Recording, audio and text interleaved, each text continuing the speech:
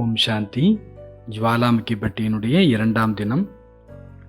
முரளியினுடைய தேதி 5ஆம் தேதி ஏப்ரல் மாதம் 1970ஆம் ஆண்டு. இந்த முரளியை ஒவ்வொருவரும் அவரவர்களுக்கு கொடுக்கப்பட்டிருக்கக்கூடிய பாவனையினுடைய அடிப்படையில் இருந்து முரளி கேட்க வேண்டும். இந்த குழுவினில் 1, சக்தியினுடைய நிலையில் முதல் குணம் நிர்பயத்தா, பயமற்ற நிலை. 2வது, விஸ்தாரத்தை ஒரு நொடியில் ஒன்றிணைக்கக்கூடிய விதியையும் கற்றுக்கொள்ள வேண்டும். ஒற்றுமை மற்றும் ஒரே ரசனை. அநேக சமஸ்காரங்களை ஒரு சுத்த சமஸ்காரமாக எப்படி ஆக்குவது, இதுவும் இந்த பட்டியில் கற்றுக்கொள்ள வேண்டும். குறைந்த நேரம், குறைந்த பேச்சு, ஆனால் வெற்றி அதிகமாக இருக்க வேண்டும். இதுவும் கூட நாம் கற்றுக்கொள்ள வேண்டிய ஒரு கலை. கேட்பது மற்றும் சொரூபமாகுவது. கேட்பது அதிகமாக இருக்க வேண்டும், மேலும் சொரூபமாகுவது குறைவது என்று இருக்கக்கூடாது. கேட்டுக்கொண்டே இருக்கணும், ஆகிக்கொண்டே ஆகணும்.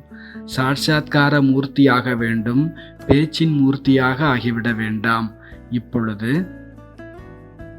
நாம் வெறும் பேச்சாளிகளாக ஆகிவிடக்கூடாது. என்ன ஆக வேண்டும்? சாட்சாத்காரம் அளிக்கும் மூர்த்தியாகி செல்ல வேண்டும், பேச்சு மூர்த்தியாக வேண்டாம். என்னென்ன பார்த்தாலும், யாரை பார்த்தாலும் சரி, ஆகாரியாக அலங்காரியாக இருக்க வேண்டும். நமக்கு சென்ஸ் நிறைய இருக்கிறது, ஆனால் இப்பொழுது ஞானத்தினுடைய எசன்ஸில் இருக்கணும். சென்ஸ், அறிவை எசன்ஸாக மாற்ற வேண்டும். அப்பொழுதுதான் பாப்தாதா நம்மீது நம்பிக்கை வைத்திருக்கிறார், அதை நாம் வெளிப்படுத்த முடியும், பிரத்யட்சமாக்க முடியும். எசன்ஸை நீங்கள் புரிஞ்சிருக்கிறீங்க தானே? இது ஞானத்தினுடைய ரொம்ப முக்கியமான விஷயம் எதுவோ அதுதான் எசன்ஸு. அவசியமான விஷயத்தை நீங்கள் தாரணை செய்யுங்க, அப்பொழுது மற்ற தேவைகள் பூர்த்தியாகிவிடும்.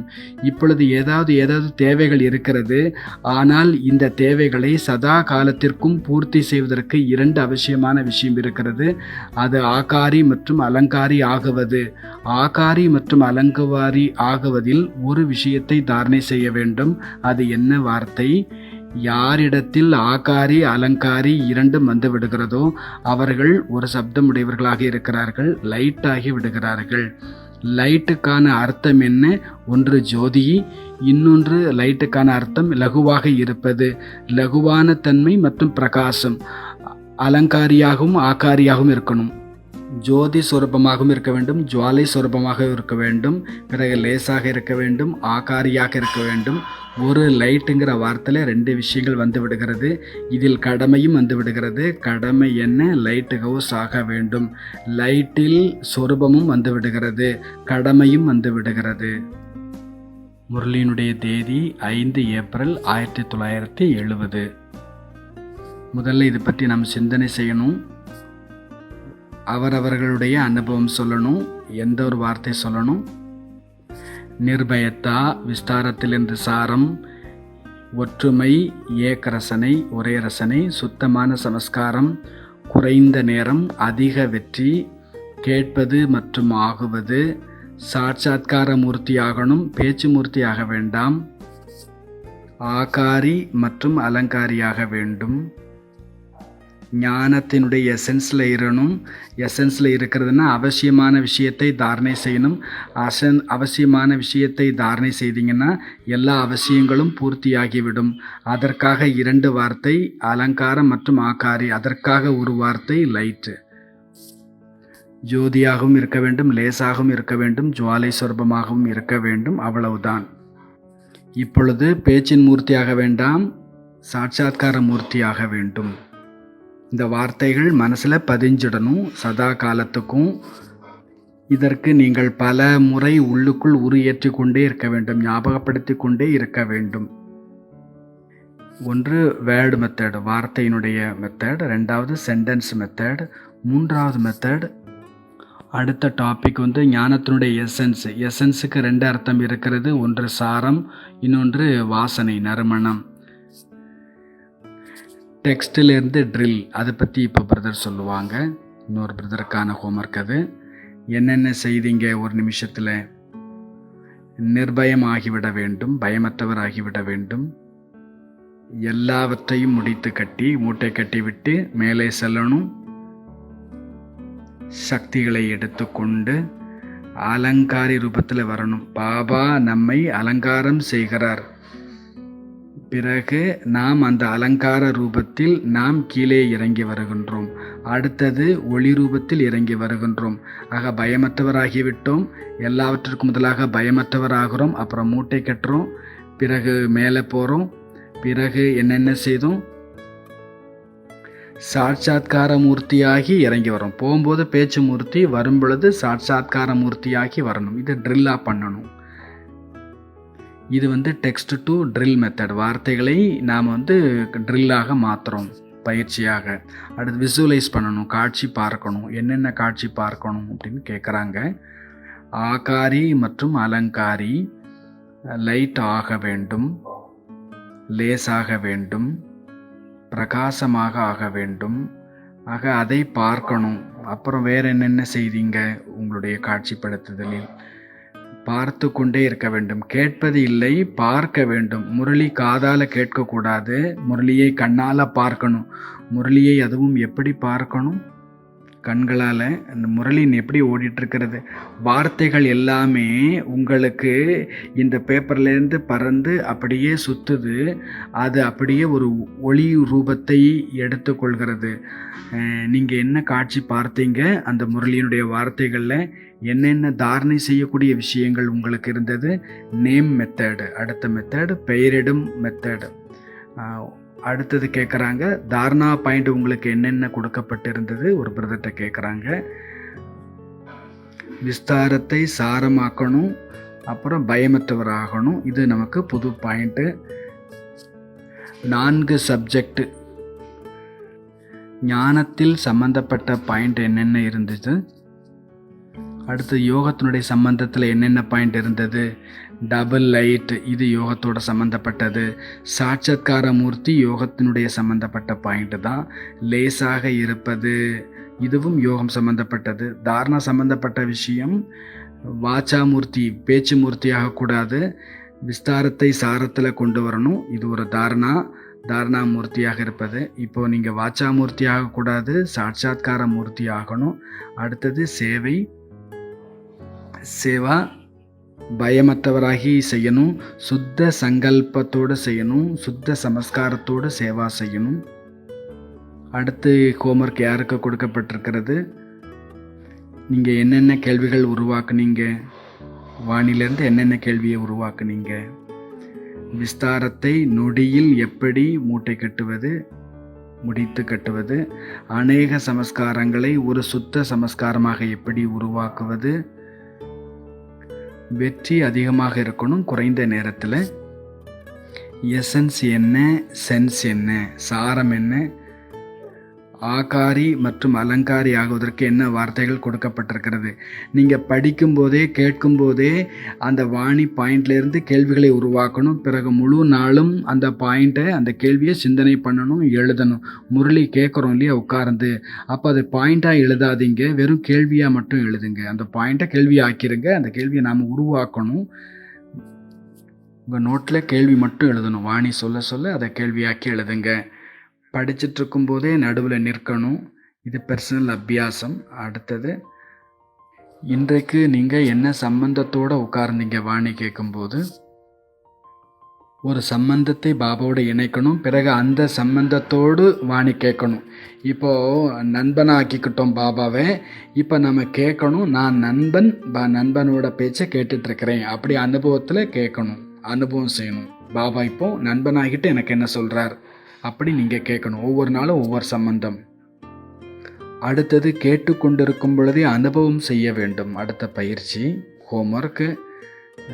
லைட் ஸ்வரூபம், அந்த வார்த்தை கேட்குறோம், உடனடியாக லைட்டினுடைய அனுபவம் செய்ய ஆரம்பிக்கணும். நான் லைட்டாக இருக்கிறேன், லேசாக இருக்கிறேன்.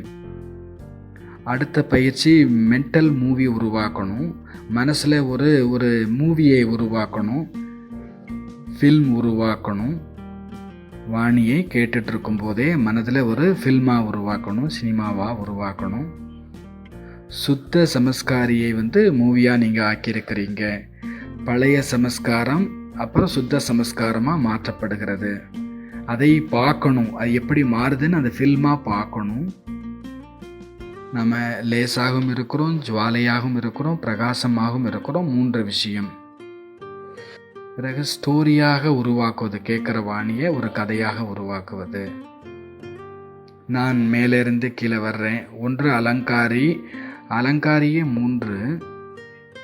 1 சங்கமத்தில் பகவான் நம்மை அலங்காரம் செய்கின்றார், நம்மை அலங்கரித்து கொண்டிருக்கிறார். 1. 2வது சத்தியுகத்தில் நம்முடைய அலங்காரத்தை தாசதாசிகள் செய்கிறாங்க. 3வது பக்தர்கள் பூஜ்ய சொரூபத்தில் நமக்கு அலங்காரம் செய்கிறாங்க. அலங்காரங்கிற வார்த்தை சொல்லும்போது இந்த 3 சொரூபமும் ஞாபகத்தில் முன்னால் வரணும். ஒரு புறம் பக்தர்கள், இன்னொரு பக்கம் தாசதாசிகள் பண்ணுறாங்க தேவிகளுக்கு. அடுத்தது பாபா நம்மை அலங்காரம் செய்கிறார். 2வது ஆகாரம், ஃபரிஸ்தா. ஆகாரி அலங்காரி, ஃபரிஸ்தா தேவதா. 1 பிரகாசம், ஜோதி, பிரகாசமயம், ஜுவாலா. 1 லேசாக இருப்பது. நீங்கள் என்ன கதை உருவாக்குனீங்கன்னு கேட்குறாங்க. வாணி கேட்கும்போதே தயாராகிடணும். இனிமேல் கதை எழுத போகிறேன் வாணி கேட்ட இல்லை, கேட்டுட்டு இருக்கும்போதே கதை உருவாகணும். பர்சனலைசேஷன், அதாவது முரளியை தன்னுடையதாக ஆக்கிக்கொள்வது. கேட்டுட்டு இருக்கும்போதே முரளியை தனதாக ஆக்கிக்கொள்ளணும். தனதாக்கி கொள்ளும் பொழுது தான் சர்வ பிராப்தி கிடைக்கும். அதை பற்றி நம்ம சிந்தனை செய்யணும். ஒரு பேராகிராஃப் நம்ம இப்போ படித்தோம், அதை எப்படி தனதாக ஆக்கிக்கொள்வது. பர்சனலைசேஷன், இது எனக்கானது. அதை யூஸ் பண்ணும் பொழுது, மீண்டும் மீண்டும் படிக்கும்போது, மீண்டும் மீண்டும் சிந்திக்கும்போது அது அனுபவமாகும். எனக்கும் அதற்கும் இடையில் இருக்கக்கூடிய வித்தியாசம் மாறிடணும். என்னுடைய சிந்தனை வேற, முரளி வேற கிடையாது. அது மறந்து போயிடணும். முரளி எல்லாமே நம்முடைய புத்திக்குள்ளே வந்துடணும். அது என்னுடைய சிந்தனையாகவே மாறிடணும். அடுத்தது டூர் போகிறது, சுற்றுலா. வாணி கேட்கும்போதே ஒரு சுற்றுலா அனுபவம் செய்யணும். இப்போ நம்ம படித்தோம் இல்லையா, அதில் ஒரு சுற்றுலாவாக மாற்றணும். வாணி கேட்டோம் இல்லையா, அதை சுற்றுலாவாக ஆக்கணும். சாட்சாத்கார மூர்த்தியாகி வீட்டிற்கு திரும்பி வருவதை ஒரு டூராக ஆக்கிக்கொள்ளணும். இது கூட நல்லா இருக்கிறது. கேட்சிங் பவர், இதில் உங்களுக்கு என்ன இருந்தது? கேட்சிங் வெர்ஷன், உங்களை மனசை கவர்ந்திருக்கக்கூடிய வார்த்தை என்னவாக இருந்துச்சு? எசன்ஸ் மற்றும் லைட். அதை ஒரு சென்டென்ஸாக சொல்லணும், ஞாபகப்படுத்தி கொள்ளணும். குறைந்த நேரத்தில் குறைவாக பேசி பலனை அதிகமாக்குவது, சாட்சாத்கார மூர்த்தி ஆக்குவது. இது ஒருத்தருக்கான பயிற்சியாக அனுபவமாக இருந்திருக்கிறது. அடுத்தவங்கள்ட்ட கேட்குறாங்க. அதாவது ஒவ்வொருவருக்கும் ஒவ்வொரு டியூட்டி கொடுக்கப்பட்டது, அது பற்றி பிரதர் விசாரிச்சிட்ருக்கிறாங்க. மெமரைசேஷன், இது ஒருத்தர் கொடுக்கப்பட்டது. இதில் நீங்கள் என்ன மெமரைஸ் பண்ணீங்க, மனப்பாடம் செய்தீங்க அப்படின்னு கேட்குறாங்க. சென்ஸ் எசன்ஸை தாரணை செய்தல் அப்படின்னு அவங்க பதில் சொல்கிறாங்க. சாட்சாத்கார மூர்த்தி ஆக வேண்டும். சரி, இப்போ 2 விஷயங்கள் நம்ம பார்க்குறோம். பாபா இங்கே என்ன சொல்லியிருக்கிறாங்க? நமக்கு லைட் என்ற வார்த்தைக்கான அர்த்தம் சொல்லியிருக்கிறாங்க. சாரம் ஒரே ஒரு வார்த்தை தான். லைட் என்றாலே பிரகாசம். லைட்டுக்கு பலவிதமான 6 விதவிதமான அர்த்தங்கள் எடுத்துக்கொள்ளலாம். முதலாவதாக அர்த்தம் என்ன சொல்லப்பட்டிருக்கிறது? பிரகாசமயம், ஜுவாலா, ஜோதி. லைட் என்றாலே அர்த்தம் பிரகாசம், ஜுவாலா மற்றும் ஜோதி. அனுபவம் செய்ய வேண்டும். நான் லைட்டாக இருக்கிறேன், பிரகாசமாக இருக்கிறேன், ஜோதியாக இருக்கிறேன், ஜுவாலையாக இருக்கின்றேன். பிறகு அதில் இதையும் அனுபவம் செய்யணும். இந்த தேகம் கூட லைட்டாக இருக்கிறது. பிறகு இதையும் அனுபவம் செய்யணும். அடுத்தவங்களை நான் பார்க்குறேன், அவங்க எல்லாருமே லைட்டாக இருக்கிறாங்க, பிரகாசமாக இருக்கிறாங்க, ஜுவாலையாக இருக்கிறாங்க, ஜோதியாக இருக்கிறாங்க, பிரகாசமயமாக இருக்கிறாங்க. அடுத்தது அனுபவம் செய்யணும். இந்த இடம், நாம் இப்போ உட்காந்துருக்கக்கூடிய இடமும் லைட்டாக இருக்கிறது. மதுபன் மொத்தமும் லைட்டாக உருவாக்கப்பட்டிருக்கிறதே பார்க்கணும். பாபாவுடைய குடில் அதுவும் லைட்டாக உருவாகி இருக்கிறது. ஹிஸ்டிஹால் லைட்டாக ஆகியிருக்கிறது. சாந்தி ஸ்தம்பம் லைட்டாக உருவாக்கப்பட்டிருக்கிறது. பாபாவுடைய ரூம் லைட்டாக உருவாக்கப்பட்டிருக்கிறது. நாலாபுறமும் இடங்கள் பிரகாசமயமாக இருக்கிறது. எல்லாமே லைட்டாக இருக்கிறது. ஒவ்வொரு பொருளும் லைட்டாக உருவாக்கப்பட்டிருக்கிறது. உணவு லைட்டால் உருவாக்கப்பட்டிருக்கிறது. நான் ஆத்மா லைட்டாக இருக்கிறேன். லைட்டினுடைய தட்டில் லைட்டு சொரூபத்தினுடைய போஜனத்தை லைட்டு சொரூப ஸ்திதியில் இருந்துட்டு நான் ஸ்வீகாரம் செய்கிறேன். அந்த லைட் சொரூபமான போஜனம் உள்ளுக்குள்ளே போய் லைட் சொரூபமாகுது. முழு உலகத்திலையுமே அது லைட்டாக பரவுகிறது. லைட்டினுடைய பிரகாசத்தை பார்க்குறேன். லைட்டு தட்டு, லைட்டு ஸ்பூன் எல்லாமே லைட்டாக பார்க்கணும். பிரகாசமாக பார்க்கணும். தேகமும் பிரகாசம், ஆத்மாவும் பிரகாசமாக இருக்குது, ஸ்தானம் இடமும் பிரகாசம், பொருட்களும் பிரகாசம், எல்லாமே பிரகாசமயமாக ஆகிவிட்டது. இந்த உலகம் பிரகாசமயமாகிவிட்டது. எல்லாவற்றையும் பிரகாசமே பிரகாசமாய் பார்க்க வேண்டும். இது ஒரு பயிற்சியாகும். எதையுமே இப்படி காட்சியாக பார்க்க முடியும். கிச்சன் கூட எப்படி இருக்கிறது, சமையலறை, லைப்ரரி, நூலகம் லைட்டாக இருக்கிறது, ஆஃபீஸ் கூட லைட்டாக இருக்குது, டிபார்ட்மெண்ட் கூட லைட்டாக இருக்கிறாங்க, நோயாளிகள் கூட லைட் சொரபமாக இருக்கிறாங்க, ஐசியூ வார்டு கூட லைட்டாக இருக்கிறது, மருந்துகள் லைட்டாக இருக்கிறது, ஃபோனும் கூட லைட்டாக இருக்கிறது, சித்திரங்கள் லைட்டாக இருக்கிறது, டாக்டரும் லைட்டாக இருக்கிறாங்க, எந்திரங்கள் லைட்டாக இருக்கிறது, சாப்பாடும் லைட்டாக இருக்கிறது, வண்டிகள் கூட லைட்டாக இருக்கிறது, எல்லாமே லைட்டு. லிஃப்ட்டு கூட லைட்டாக இருக்கிறது, ஒளியாக இருக்கிறது, மிஷின்கள் எல்லாமே ஒளியாக இருக்கிறது, கம்ப்யூட்டர் கூட ஒளியாக இருக்கிறது, கம்ப்யூட்டர் கூட ஒளியாயிடுச்சு, கீபேர்டு கூட ஒளியாயிடுச்சு. எல்லாமே light light light light light light மயமாகி விட வேண்டும் எல்லாம். அப்போது எல்லாவற்றிற்கும் முதல் அர்த்தம் லைட். இரண்டாவது அர்த்தம் லகுவான தன்மை. லகுவான தன்மை அனுபவமாக வேண்டும். நான் லேசாக இருக்கிறேன், தேகம் கூட லேசாக இருக்கிறது, மனதும் லேசாக இருக்கிறது, புத்தி லேசாக இருக்கிறது, சமஸ்காரம் கூட லேசாக இருக்கிறது, எல்லாம் லேசாகிவிட்டது. ஒவ்வொரு பொருளிலும் லகுவான தன்மை. எந்த ஒரு விஷயத்தையும் பிடிக்க வேண்டாம், இழுக்க வேண்டாம், உடைக்க வேண்டாம், எல்லாமே லகுவாக இருக்கிறது. விஷயங்கள் நடக்கிறது, போது வருது, விஷயங்கள் வருகிறது, போகிறது.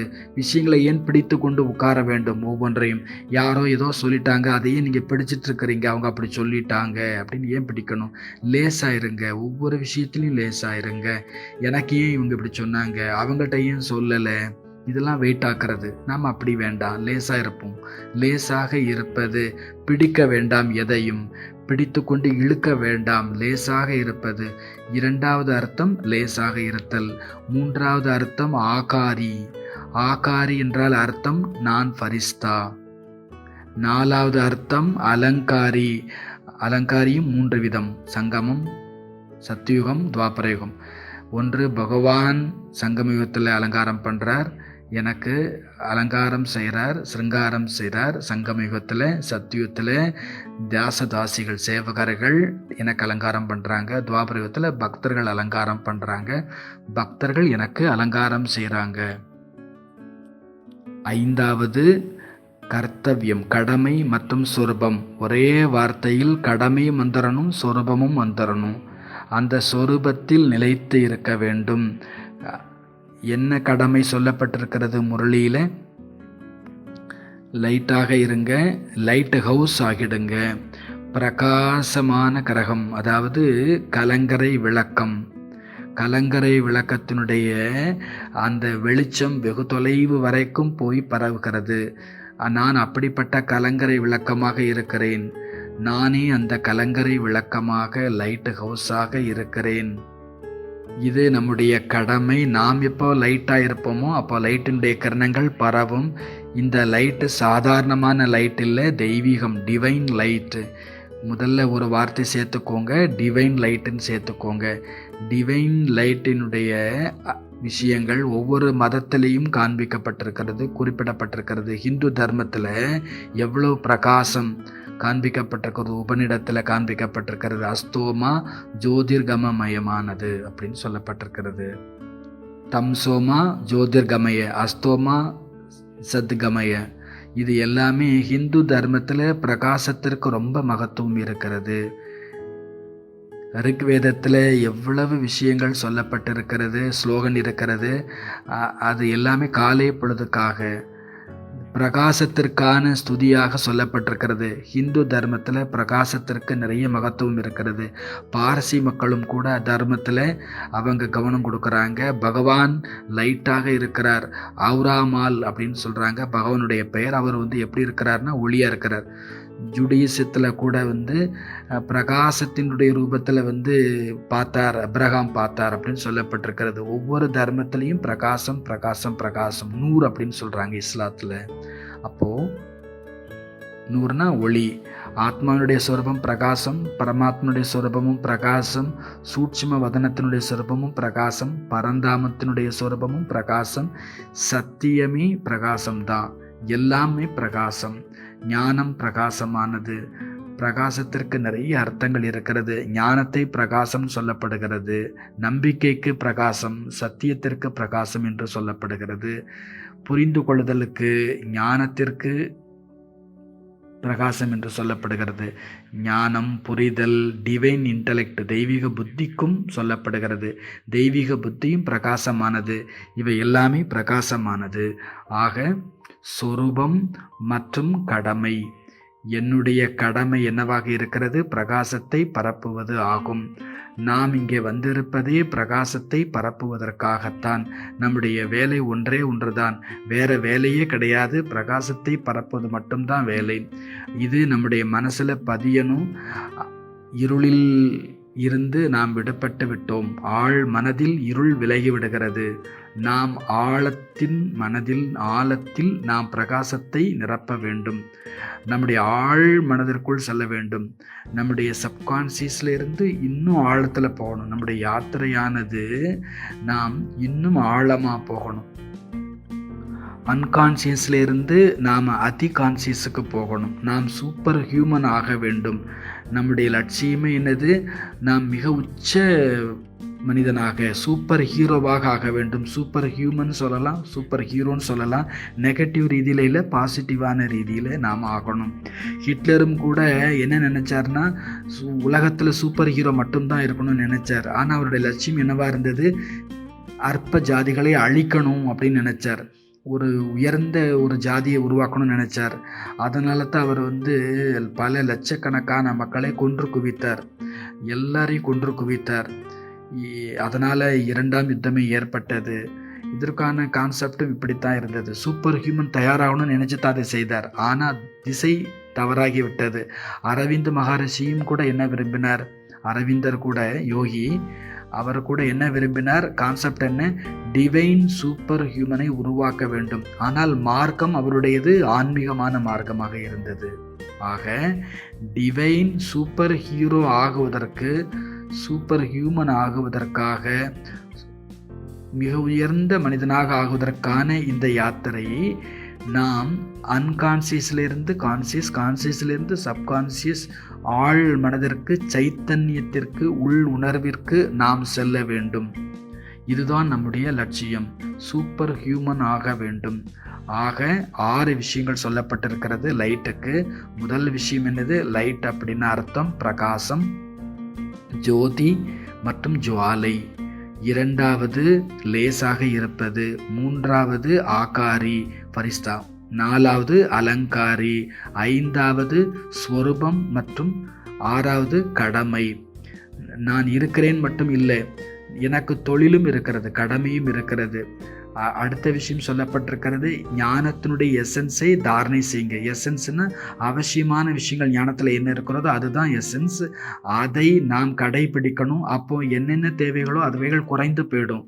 இது வேணும், அது வேணும், வேணுங்கிற வார்த்தையெல்லாம் குறைஞ்சிரும். ஏன்னா ஞானம் அதிகரிக்க அதிகரிக்க ஆசைகள் குறைந்துடும். உலகாய ஆசைகள், அவசியமானகள் எதுவோ அது நமக்கு கிடைச்சிடும். பிறகு வெறும் பேச்சு மூர்த்தியா இல்லாமல் சாட்சாத்கார மூர்த்தி ஆகணும். சாட்சாத்காரம் காண்பிக்கக்கூடியவர் ஆகணும். அப்படி நாம் ஆக வேண்டும். சரிதானே? ஆக இதெல்லாம் பாயிண்ட்ஸ் நம்ம கேட்டோம். இந்த விதத்தில் நாம் முரளியே கேட்கணும், படிக்கணும். அதாவது புதுமை இருக்கணும். பழைய ரொட்டீனாகவே இருக்கக்கூடாது. அப்படியே அதே மெத்தடில் உருத்தட்டிகிட்டே இருக்கக்கூடாது. அதே ரெக்கார்டில் அப்படி போயிட்டு இருக்கக்கூடாது. புது மெத்தடு கண்டுபிடிக்கணும். வாணி கேட்குறதுல ஒரு புதுமையை கொண்டு வாங்க. நல்லது. அதை ஆராய்ச்சி பண்ணி கொண்டு வாங்க. ஓம் சாந்தி.